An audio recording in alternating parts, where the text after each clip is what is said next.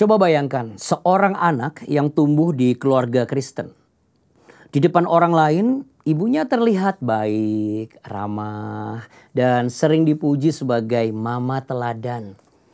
Tapi di balik pintu rumah, anaknya itu ternyata sering sekali menerima kata-kata tajam, tekanan demi tekanan untuk selalu sempurna, dan tidak pernah bisa merasa cukup. Nah, inilah yang disebut sebagai istilah narcissistic mom. Seorang ibu yang haus sekali pengakuan dan suka mengendalikan dan sering tidak peka pada perasaan anaknya. Sekilas memang tidak berbahaya, tetapi luka yang ditinggalkan itu bisa terbentuk seumur hidup. Anak tumbuh dengan rasa minder, serba takut salah, dan sering meragukan nilai dirinya sendiri seperti apa. Nah, sebagai orang tua Kristen, kita dipanggil bukan hanya untuk membesarkan anak, tetapi juga kita dipanggil untuk memelihara jiwa dan hati anak-anak kita dengan kasih Kristus. Dalam episode ini, Cahaya Bagi Negeri akan mengajak Anda melihat fenomena ini secara jujur, tanpa menghakimi, dan kita akan belajar bersama bagaimana firman Tuhan akan menuntun kita. Tapi sebelumnya, jika saat ini Anda membutuhkan doa atau pendampingan, silakan. Sudah kami buka, hubungi layanan doa di nomor yang tertera di layar saat ini. Dan sekarang kita akan berbincang dengan Ibu Iliana Widodo MPD KMTH, seorang pastor dan juga counselor. Anda juga bukan hanya bisa menemui beliau di mimbar gereja atau seminar-seminar, tetapi juga beliau punya channel YouTube yaitu Live Life with Ili. Langsung kita sapa beliau. Halo Ibu Ili, shalom. Shalom Pak Andi. Gimana kabarnya Bu? Baik, puji Tuhan. Saya Puji juga Tuhan. berharap Pak Andi juga dalam keadaan baik.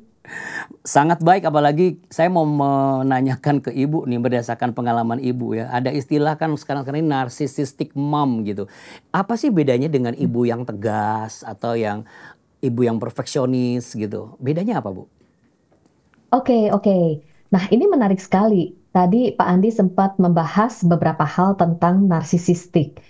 Ciri-cirinya adalah kalau narsisistik kita lihat di sini, poinnya dia itu seseorang yang membutuhkan pujian, kemudian haus akan pengakuan, dan kita perlu pahami bahwa sebenarnya narsisistik itu ada spektrumnya.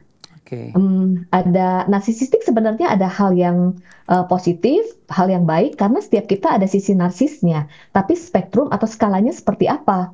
Karena narsisistik yang membangun itu akan membuat kita tuh menjadi percaya diri, Oke. lalu berani. Ini adalah hal yang baik. Kalau kita punya sisi narsis, kita nggak mungkin misalnya ingin pakaian rapi, kemudian juga sebagai Ya. seorang wanita atau mom make up itu adalah sisi narsis. Oke. Tetapi ada spektrumnya. Jadi kalau narsisistic mom itu kita bisa lihat dari pola-pola yang terlihat baik dalam relasi, dalam percakapan, kemudian dalam keputusan-keputusan yang diambil dan pola itu cenderung konsisten. Oke. Kemudian untuk spektrum yang tinggi adalah sudah dalam istilahnya personal disorder. Di sini sudah mempengaruhi berbagai aspek di dalam kehidupan. Jadi kita bisa lihat bahwa ada sisinya narsis dalam diri kita, hanya spektrumnya seperti apa. Oke. Dan tentunya yang mengganggu itu adalah kalau hal-hal tersebut akan mempengaruhi relasi dengan anak, relasi dalam keluarga, baik keputusan dan sebagainya. Oke. Saya Bu, jadi mencoba menjawab pertanyaan yang tadi ya. Iya. Apa bedanya dengan perfeksionis atau ataupun yang tegas? tegas gitu ya. Oke. Berarti kan ini Ya. wanita itu Oke. kan ada sisi narsisnya. Itu munculnya itu pada saat dia jadi seorang mom atau sebenarnya dari single sudah punya jiwa narsis, lalu kalau tidak dikelola nanti spektrumnya akan semakin besar, atau ada hal lain yang bisa men-trigger ini menjadi sesuatu yang tidak terkendali, akhirnya tanpa disadari ia menjadi seorang wanita yang atau seorang mom yang narsisistik tadi gitu loh. Oke. Kalau pertanyaannya apakah dari single sudah ada, kembali lagi seperti tadi, seorang anak itu sebenarnya ada narsisnya, seperti misalnya membutuhkan pujian, ingin diperhatikan, ingin menunjukkan dirinya, karena kita diciptakan dengan kebutuhan untuk Betul, aktualisasi diri, betul. kemudian juga untuk ada rasa berharga. Tetapi sejalan perkembangan di dalam kehidupan, misalnya relasi dengan orang tua dan pola asuh, ada kebutuhan sebagai seorang anak itu tidak terpenuhi di dalam dirinya. Misalnya membutuhkan penerimaan tanpa syarat dari orang tua, lalu dibesarkan oleh orang tua dengan kasih yang bersyarat. Mm-mm. Kemudian juga butuh dihargai sebagai individu, namun tidak mendapatkan penghargaan, dibesarkan oleh orang tua yang membeda-bedakan dengan kasih yang bersyarat. Hmm. Kemudian juga dibutuhkan validasi dari orang tua, tetapi tidak didapatkan. Yang ada adalah kritik dan sebagainya. Singkat cerita, sebagai seorang anak memiliki kebutuhan emosi yang tidak terpenuhi. Lalu kebutuhan emosi yang tidak terpenuhi ini intensitasnya setiap orang berbeda-beda. Iya, Ditambah iya, lagi iya. pengalaman-pengalaman yang terluka, Oke, seperti mendengarkan kritik terus-menerus, direndahkan, oke, dibanding-bandingkan, orang tua mendidik dengan menanamkan rasa bersalah, oke, kemudian juga manipulatif, dan akhirnya ada luka dalam dirinya, dan ini membentuk bagaimana oke, dia berespon di dalam kehidupan, dalam oke, berelasi, pengambilan keputusan, kemudian juga nanti juga di dalam pernikahan dan sebagai oke. seorang mom. Mungkin ketika masih single, Mm-mm, tetap kebutuhan mencari perhatian dan validasi, kebutuhan diakui, mm-mm. arogannya itu ada, tetapi manifestasinya bisa di dalam relasi dengan sosial ataupun dengan pekerjaan dan juga di Mm-mm. area pelayanan. Namun ketika sesudah menikah, nah disinilah fokusnya itu adalah kepada anak, menjadikan anak untuk jati dirinya, untuk pengakuan dirinya. Jadi kalau Oh, pertanyaannya, oke. apakah munculnya sebagai seorang mom atau sudah ada sebelumnya? Ini adalah sudah ada sejalan dengan pertumbuhan. Hanya saja fokusnya yang untuk mengisi kebutuhan emosinya yang defisit menjadi Mm-mm. sumber penghargaannya sebagai seorang ibu, anaknya yang Ah, menjadi sumber untuk mengisi kebutuhan emosinya yang defisit. wow, jadi seperti ini ya, orang yang terluka, lalu Ya, kemudian tidak pulih, dan dia berusaha yes. memulihkan luka di dalam dirinya itu dengan cara membentuk, memformat anaknya sesuai dengan apa yang dia rindukan selama ini gitu, kira-kira demikian ya, sehingga Betul banget. tidak Hmm. sadar akhirnya dia menjadi seorang pribadi yang narsisistik. Nah, pertanyaan saya kalau bicara mengenai luka, biasanya luka seperti apa yang dialami seseorang atau seorang wanita pada awalnya yang jikalau kita tidak segera atasi, ini akan membentuk diri kita menjadi seorang wanita narsisistik mom. Lalu dampak anak yang kita didik dan kita format dengan pola asuh narsisistik ini, sadar atau tidak, itu luka yang seperti apa dan efeknya apakah akan berkelanjutan, dia akan melakukan kesalahan yang sama dari pola mamanya atau justru akan tereskalasi semakin parah. Kalau dari pengalaman Anda konseling, baik sebagai hamba Tuhan ataupun dari eh, orang-orang yang konsultasi kepada Anda, seperti apa yang terjadi di lapangan, Bu? Oke, oke. Pak Andi, saya mungkin mau menekankan yang tadi Pak Andi sampaikan, bahwa terluka lalu memulihkannya atau menyembuhkannya dengan berfokus kepada anak sebagai sumber pemenuhan kebutuhannya. Heeh. Sebenarnya ini bukan, ibaratnya bukan memulihkan, tetapi sebagai bentuk Pelarian apa ya, ya? respon, reaksi, reaksi. Oh, Reaksi karena reaksi. luka tersebut. Ya, Oke, reaksi, oke. reaksi. Jadi itu tidak memulihkan, itu adalah reaksi, lalu dia berusaha menebus, mencari Hmm, sesuatu yang menjadi obsesi untuk mengisi hal yang defisit dalam dirinya, dan itu tidak pulih dan akan terus menerus, terus menerus, terus menerus sampai kapan? Sampai orang tersebut menyadari lukanya, lalu menyadari sumbernya, lalu berproses, kemudian berespon dengan berbeda untuk memenuhi kebutuhan yang defisit atau yang tidak terpenuhi di masa kecil.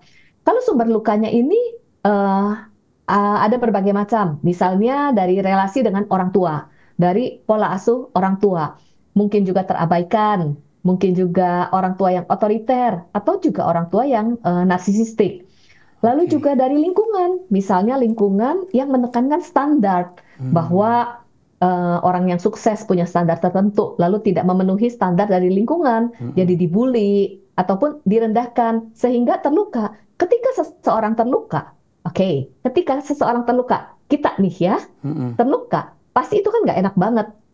Ketika merasa nggak enak, lalu tanpa sadar, punya tekad di dalam dirinya, berkata di dalam dirinya, misalnya dikritik itu nggak enak, direndahkan itu nggak enak, terhina itu nggak enak, maka besok-besok saya nggak boleh dikritik lagi, nggak boleh direndahkan lagi, nggak boleh terhina lagi. Jadi tanpa sadar membangun benteng dalam hidupnya. Ketika membangun benteng, karena nggak mau dikritik, tanpa sadar dia mengkritik orang lain. Kemudian karena nggak mau dihina lagi atau terhina, tanpa sadar dia kan mencari pengakuan. Dengan apa? Dengan mengejar pencapaian, overachievement. Kan salah satu jenis narcissistic mom adalah overachievement. Mengejar untuk dirinya, bahkan memaksakan anak untuk mencapai prestasi tertentu, untuk mengejar standar tertentu, tapi bukan untuk kebaikan anak. Fokusnya adalah kepada dirinya, menaruh identitas dirinya kepada anaknya. Nah, disinilah contoh orang yang terluka tanpa disadari akan melukai orang lain. Kemudian hal apa lagi? Misalnya karena dia mungkin kurang perhatian, karena terlalu sering dikritik, akhirnya dia mencoba memaksakan anaknya, kemudian dia mencari perhatian buat anaknya. Misal contoh aplikasi. Seorang narcissistic mom, dia sakit, lalu dia ingin anaknya menemani. Lalu dia bilang sakit dan sakitnya berlebihan supaya anaknya memberikan perhatian sama dia. Lalu kalau anaknya punya acara tersendiri, kesibukan tersendiri, mulai menyalahkan, kamu nih nggak sayang mama. Lalu mulai perkataan-perkataan seperti, mama sudah menghabiskan waktu buat mendidik kamu, begitu aja kamu nggak bisa memperhatikan mama. Nah, perkataan-perkataan seperti itu pasti akan berdampak banget kepada sang anak. Anak jadi ikut terluka, kemudian anak juga jadi punya cara pandang yang negatif kepada dirinya, karena narcissistic mom seringkali menyampaikan perkataan, pesan-pesan yang negatif kepada sang anak, lalu sang anak mendengarkan, lalu tertanam di dalam pemikirannya, itu akan mempengaruhi cara anak memandang dirinya, memandang lingkungan, dan juga nanti berperilaku dalam kehidupan sehari-hari. Jadi seperti cycle nih Pak Andi. Iya, betul. Itu kayak nggak ada habis-habisnya itu ya. Betul banget. Iya, kalau ini harus dan tidak diputus ini. diproses, Betul. itu akan seperti cycle yang terus-menerus. Iya. Orang tua terluka, anak terluka, ketika anak tidak sadar dan tidak diproses atau dipulihkan, ketika membangun keluarga akan kembali lagi saling melukai dan terus-menerus. Jadi disinilah pentingnya untuk kita berproses untuk dipulihkan. Nah, untuk proses pemulihan seperti ini kan kita tentu butuh cara pandang yang benar dan tidak ada yang lain kecuali Alkitab ya. Apa yang bisa Anda bagikan, kira-kira nilai kasih dan kerendahan hati yang seperti apa yang bisa menjadi sebuah modal untuk menjadikan diri setiap mama saat ini yang sedang menyaksikan gitu, memiliki sebuah penuntun gitu loh, yang bisa menuntun dia untuk memperbaiki cara mengasuh anak. Kita bicara dalam konteks anaknya masih dalam pola asuh ya, sebelum kita bicara mengenai yang sudah besar. Untuk semua wanita yang masih mengasuh anak-anak mereka mulai menyadari, wah rupanya saya seperti itu. Apa yang bisa Anda bagikan Bu yang ada kaitan dengan perspektif Alkitab? Oke. Di Bible, di dalam Alkitab memang nggak membahas secara khusus tentang narcissistic mom. Tetapi Alkitab membahas tentang self-centered, tentang kesombongan, otoritas yang diberi kepada orang tua, bukan untuk melukai, tetapi untuk mendidik anak. Kemudian juga mendidik anak bukan menjadi seperti yang saya inginkan, bukan menjadi seperti yang orang tua inginkan. Karena ketika menjadi seorang ibu adalah kepercayaan dari Tuhan, dan Tuhan punya rencana bagi setiap anak. Lalu kita mendidik anak-anak kita bukan untuk menjadikan anak seperti yang saya mau, untuk kebanggaan kita, untuk memenuhi kebutuhan emosi yang ada. Ini adalah tujuan di dalam mendidik anak sesuai dengan Alkitab. Tapi kemudian kan, sorry Bu, saya potong dulu. Untuk kita tidak self-center. Iya, gimana? Saya potong dulu sebentar. Tapi kan kalau kita dengar ini, sepertinya agak teori sedikit. kalau orang secara umum bilang, Mm-mm. teori, namanya orang tua pasti pengennya anaknya tuh bisa banggain orang tua. Karena begitu anaknya tuh bikin sesuatu yang salah atau yang nggak pas, pasti kamu bikin malu saya. Nah, bagaimana kita bisa Itu dia. mengontrol dan mengendalikan ini nih Bu? Nah, itu dia. Sebenarnya ini menarik sekali loh Pak Andi. Ya, Pada saat anak melakukan kesalahan itu kan wajar banget. Kalau anak nggak seperti yang kita harapkan, itu mm-mm. wajar banget. Oke. Jadi kita ini bukan berarti menjadi orang tua yang sempurna atau perfect mom, karena nggak ada yang sempurna. Namun kita kenali pola-pola yang ada pada diri kita. Misalnya ketika anak kita nilainya jelek, atau misalnya pertumbuhan anak kita nggak seperti anak yang lain. Wah, si A anaknya udah bisa lari-lari, anak saya jalan aja belum. Lalu kita udah mulai cemas. Pada saat kita sebagai seorang ibu mulai merasa cemas, mulai khawatir ataupun marah, itu adalah perasaan yang wajar. Tetapi yang membedakan adalah ketika kita mulai marah terhadap anak, kita tuh langsung bereaksi atau kita mengambil waktu. Ini adalah skill yang perlu dilatih dan dikembangkan karena Oke. kita cenderung bereaksi. Misal ketika anak saya nilainya jelek, lalu saya juga nggak nyaman loh Pak Andi. Iya, iya Kan betul. pasti sebagai orang tua ada rasa malu, lalu takut akan masa depan anak, ya malu, kemudian takut masa depan anak gitu. Kemudian takutnya itu dieksplor. Kalau dulu saya itu nggak eksplor, langsung saya marah-marah. Kamu itu gimana? Nanti kalau kamu nilainya jelek, kamu mau jadi apa? Itu kan udah perkataan-perkataan yang melukai dan tanpa sadar merendahkan dan tanpa sadar memojokkan juga. Betul, betul. Kemudian kalau ambil waktu, apa yang membuat saya takut? Ternyata sebenarnya kalau jujur, saya takut apa kata orang. Iya, Kalau misalnya bilang anaknya jelek, lalu mamanya melayani, apa kata orang tentang mamanya? Berarti kan fokusnya bukan anak saya, fokusnya adalah apa kata orang tentang diri saya. Nah, itu perlu evaluasi dan refleksi. hmm. Kemudian apalagi yang ditakutkan? Malu-maluin, malu-maluin siapa? Malu-maluin mamanya lagi. Berarti kembali lagi self-center lagi kan ya. Hmm, hmm, hmm. Kemudian juga takut akan masa depan. Loh, kan masa depan ada di dalam tangan Tuhan. Pembentukan anak itu bukan saat ini, masih ada prosesnya. Jadi sebenarnya kalau ditelusuri, ujung-ujungnya fokusnya untuk anak atau ternyata untuk diri sendiri. Karena kalau kita fokusnya untuk anak, kita bisa empati. Salah satu ciri narcissistic mom adalah lack of empathy. Empati itu adalah begini, oh anak masih umur segini, berarti memang perlu dilatih. Ada kalanya anak gagal, gagal itu wajar, perlu diajar, dilatih pelan-pelan. Namanya juga anak. Kemudian ketika anak nggak bisa, mungkin juga talentanya beda. Itu kan orang tua yang empati.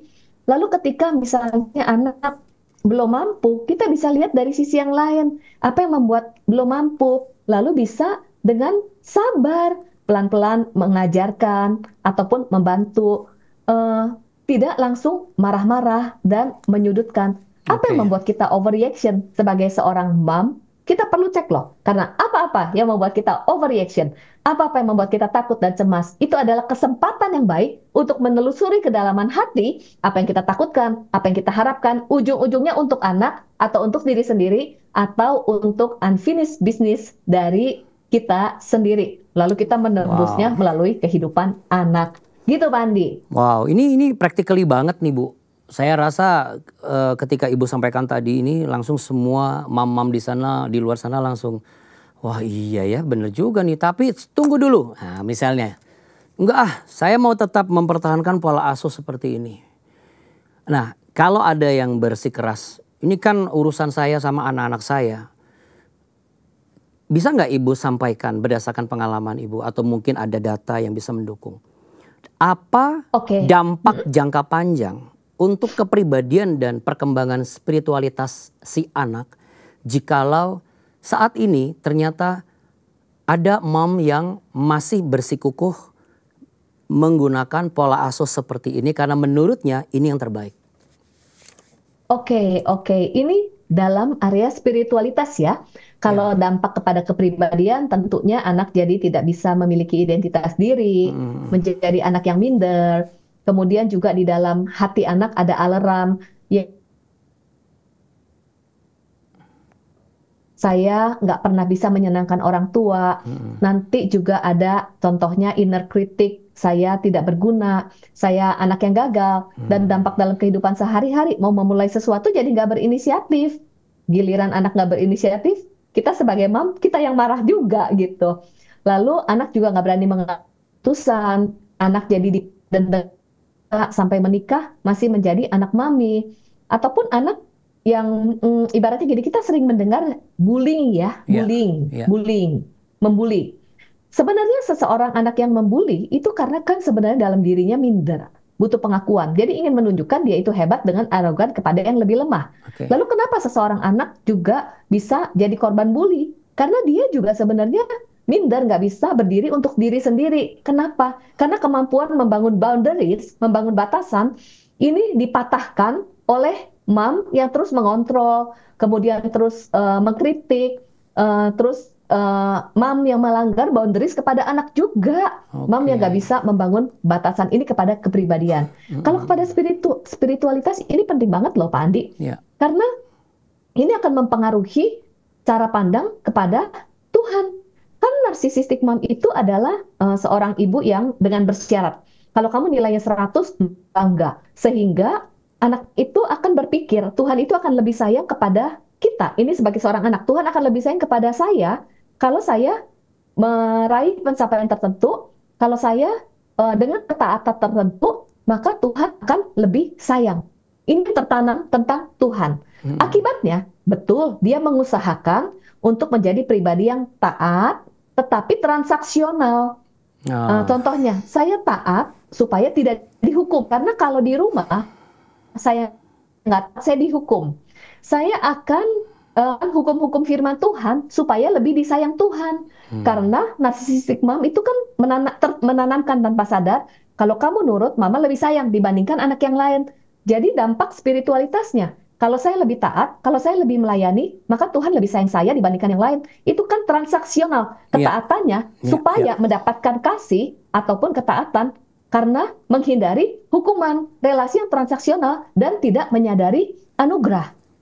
Bukankah kasih dari Tuhan itu adalah tanpa syarat? Kita taat atau tidak taat, Tuhan tetap mengasihi kita. Sudah mati di kayu salib dan anugerah. Dan yang membedakan ketika kita dan melayani bukan supaya mendapatkan kasih atau supaya tidak dihukum, tetapi karena sadar saya dikasihi oleh Tuhan, maka saya mempersembahkan hidup saya untuk melayani. Itu yang membedakan relasi dengan Tuhan. Tetapi kenapa bisa seperti itu? Karena pola asuh dari orang tua membentuk cara pandang kepada Tuhan. Oke.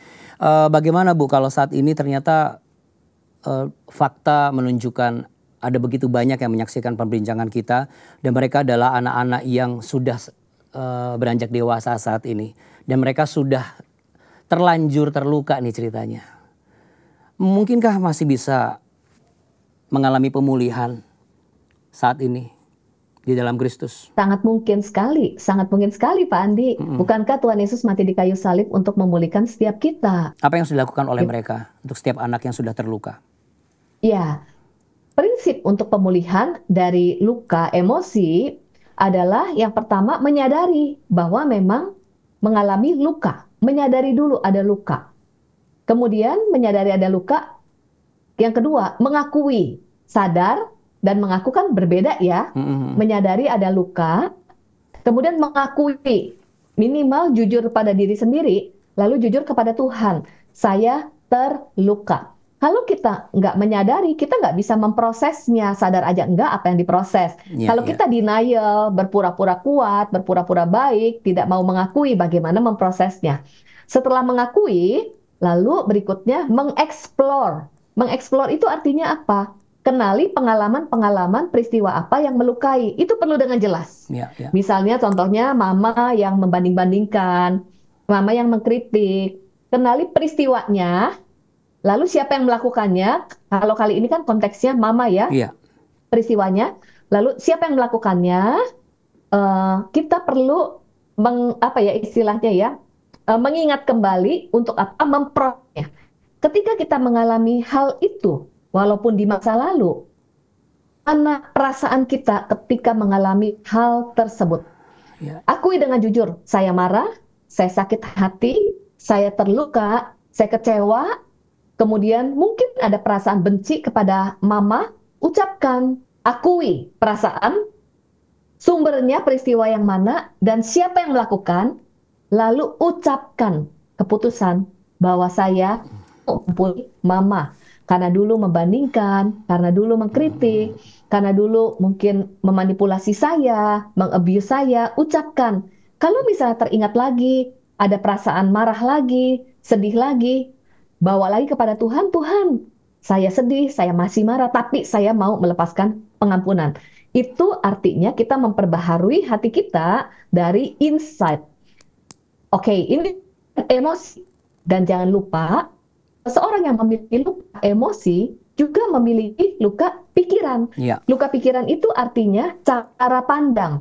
Cara pandang kepada diri sendiri, cara pandang kepada relasi, bisa jadi cara pandang kepada orang lain, kehilangan kepercayaan, trust issue, mudah curiga, gampang asumsi, kemudian juga berpikir negatif. Jadi ada pola-pola pikir, cara pandang yang negatif, perlu kenali juga. Cara pandang kepada diri sendiri, saya nggak punya talenta, saya nggak berguna, saya nggak punya masa depan, saya orang yang buruk, saya orang yang gagal. Nah, kenali cara pandang yang negatif, cara pandang yang melumpuhkan, perlu diperbaharui dengan cara pandang yang sesuai firman Tuhan. Kalau kata-kata kritik yang pada diri kita, saya tidak berguna, tapi firman Tuhan menuliskan, saya ini ajaib, saya ini berharga, itu perlu diucapkan. Ibaratnya mengucapkan firman kepada diri sendiri, self-talk, seperti Daud loh di Mazmur, itu juga self-talk ya. Pujilah Tuhan, hai jiwaku. Kita bicara kepada diri sendiri, saya berharga, Tuhan sudah punya tujuan hidup. Itu memperbaharui pola pikir, memahami identitas. Itu nggak mudah, dan itu perlu berulang-ulang. Mengatakan, saya berharga, Tuhan Yesus sudah mati buat saya. Nah, ini memperbaharui cara pandang. Oke. Jadi emosi, kemudian pikiran, lalu mulai di bagian behavior. Behavior misalnya membangun boundaries, membangun batasan, berani berkata tidak, lalu mengubah perilaku-perilaku, perkataan, perilaku. Ucapan saya ini mirip-mirip mama kah? Cara ucapan saya melukai orang lain, atau kita minta feedback dari pasangan, dari anak-anak, perlu, atau dari teman-teman. Kalau belum menikah ya, perkataan saya gimana? Makanya perlu komunitas supaya ada yang saling mengingatkan. Lalu setelah itu latih pola baru, dan jangan lupa teruslah belajar. Karena dengan belajar kan kita jadi semakin aware. Demikian nih Pak Andi langkah-langkahnya. Jadi saya tertarik dengan yang Ibu katakan, adanya perlu komunitas. Berarti ayah atau anggota keluarga lain yang ada di dalam sebuah keluarga, jikalau mereka melihat, wah ternyata ada pola asuh narsisistik mam nih di dalam rumah. Ini bisa jadi komunitas yang memberikan penilaian dan juga mencegah atau melindungi ya Bu ya? Iya, karena seperti ini contohnya. Kalau misalnya kita ini memang punya luka, ataupun kita memiliki ya anggota keluarga, misalnya seorang ayah memiliki seorang istri yang mungkin narsisistik mom. Kan si ayahnya sendiri juga sebenarnya ada luka dengan istri, betul? Dan juga kalau secara manusia ada batasnya. Tapi bagaimana ayah berespon ke istri dan juga berespon kepada anak, menjadi figur yang melindungi anak, tapi tidak merusak figur istri. Kemudian juga bagaimana berespon kepada istri, tidak mengikuti semua yang diinginkan, bisa membangun batasan, tapi juga tidak saling melukai. Ini nggak mudah banget. Nggak mudah banget. Betul. Kalau saat ini ada moms yang mulai sadar, wah ini ternyata saya menerapkan pola asuh yang keliru. Ada pola narsisistik mom dalam diri saya. Dan saya mau bertobat, saya mau berubah. Dengan pertolongan Tuhan, saya juga mau melakukan apa tahapan-tahapan tadi ya, seperti yang Ibu sampaikan tadi. Saya catat nih ada mulai menyadari, mengakui, lalu kemudian juga mengeksplor, lalu kemudian juga mulai menghargai diri, ya dengan mengingat apa yang menjadi penyebab-penyebab luka. Tapi setelah itu Bu, latihan seperti apa yang harus dikelola atau dilatih supaya berjalan dengan waktu dari narcissistic mom menjadi lovable mom? Seseorang yang memiliki luka perlu pulih terlebih dulu. Namun bagi seorang narcissistic mom, berarti pola relasinya dengan anak dan dengan anggota keluarga lain yang memang Oke. perlu diubah, diperbaharui. Kenali, kalau misalnya memang kita cenderung controlling, kita Mm-mm. mulai mengurangi kontrolnya kita. Hmm. Lalu pola perkataan kita, kenali kalau misalnya kita sering mengkritik, berarti kita mengubah. Mulailah dari perlahan-lahan, dari step by step. Dan yang paling bisa diaplikasikan, tanya kepada anak. Oh iya, satu lagi, jangan lupa, kalau kita narsisistik mom yang telah Mm-mm. melukai anak, Mm. ambil waktu untuk rekonsiliasi dengan anak. Setelah kita berproses, ambil waktu. Minta maaf sama anak Hmm. bahwa telah melukai. Dan katakan, mama perlu dimaafkan. Maukah kamu memaafkan? Kemudian tanyakan kepada anak, apa yang perlu mama perbaiki? Justru kan anak dan anggota keluarga yang paling tahu apa yang perlu kita perbaiki. Ya. Nah, ketika anak menyampaikan, udah mama jangan marah-marah. Oke, tanyakan, marah-marahnya yang mana? Yang mana yang perlu dikurangi? Perkataan apa yang perlu dikurangi? Tanyakan dengan detail dan besar hati bahwa kita mau berubah. Terus bilang, mama jangan Ya. terkepo. Kurangi keponya. Mungkin di keluarga yang lain, mama ini jangan terlalu Iya, atur-atur iya, lah iya, iya. keputusan saya. Beri ruang Mm-mm. untuk anak ambil keputusan. Jadi Mm-mm. kenali relasi kita dengan anak, tanya pada anak. Input dari anak itu bagus banget buat kita untuk kita Wow. memperbaiki diri. Demikian Pak Oke. Andi. Satu lagi boleh Bu, last but Boleh not banget. least, pesan penguatan yang bisa Ibu sampaikan untuk anak-anak yang tumbuh dengan luka batin seperti ini, dan juga untuk para moms di luar sana yang menyaksikan perbincangan kita, agar tidak hidup terus dalam rasa bersalah ataupun juga tidak hidup dengan rasa tidak berharga. Seperti apa yang bisa Anda sampaikan, Bu? Oke, rasa bersalah dan rasa tidak berharga itu tanpa sadar ada di dalam bagian diri kita. Rasa bersalah itu sebenarnya hal yang baik. Tuhan berikan rasa bersalah untuk kita bisa menyesal, memperbaiki diri. Tapi ketika ada rasa bersalah yang tidak sehat, itulah yang perlu kita sadari. Rasa bersalah yang tidak sehat adalah kita merasa salah walaupun tidak salah. Jadi kalau ada rasa bersalah, kenali. Apakah betul kita salah?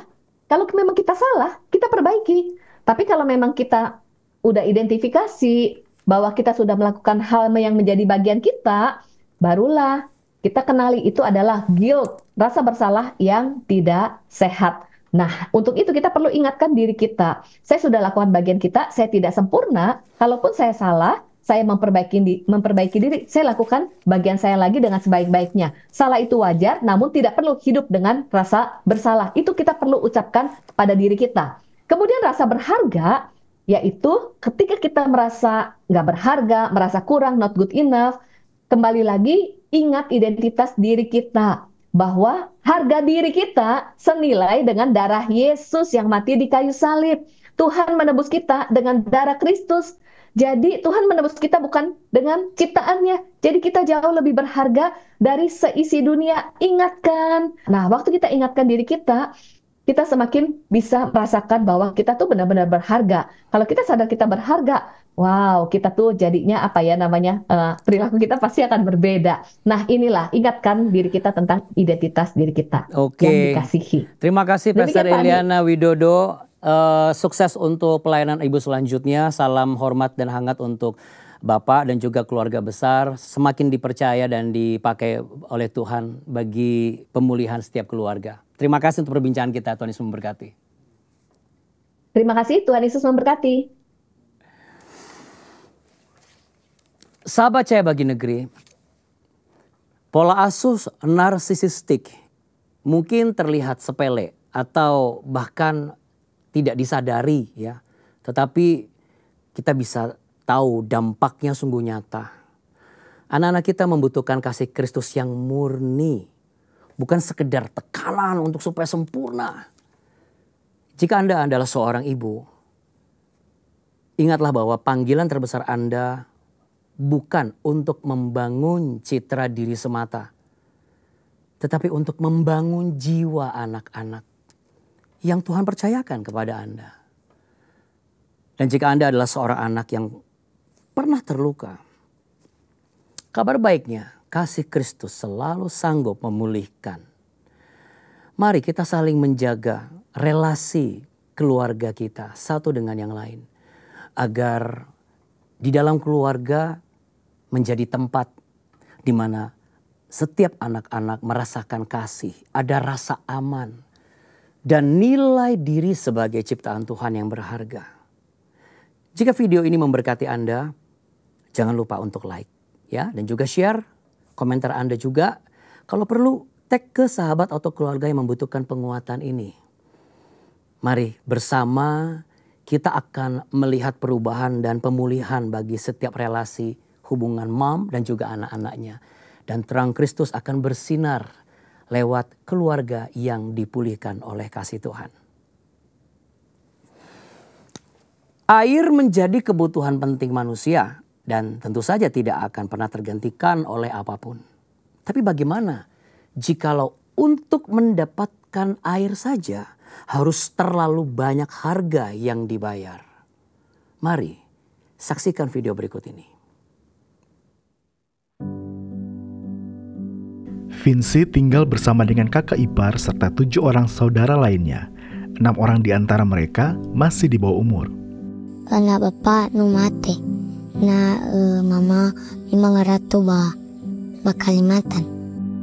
Vinci dan saudaranya tinggal di rumah yang tidak memiliki akses air bersih. Mereka harus berjalan jauh untuk mendapatkan air.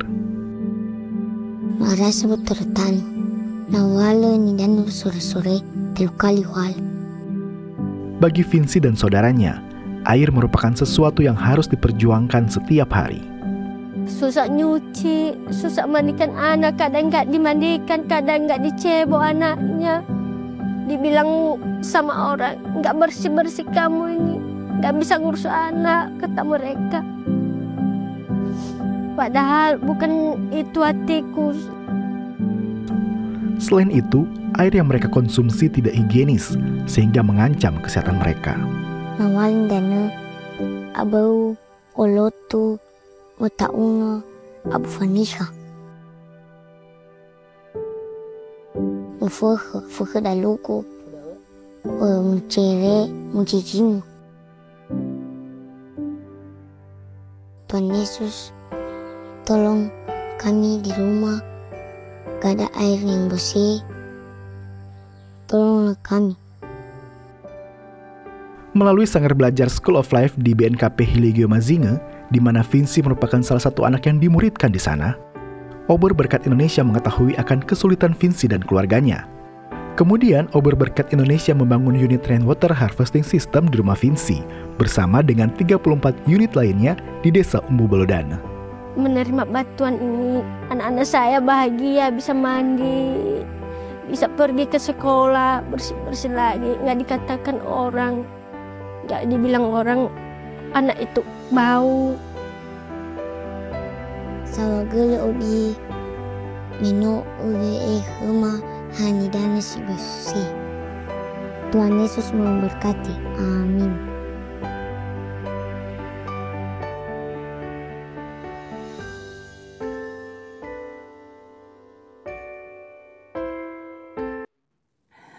Obor Berkat Indonesia atau OBI telah membantu mewujudkan mimpi sebagian orang untuk memperoleh air bersih.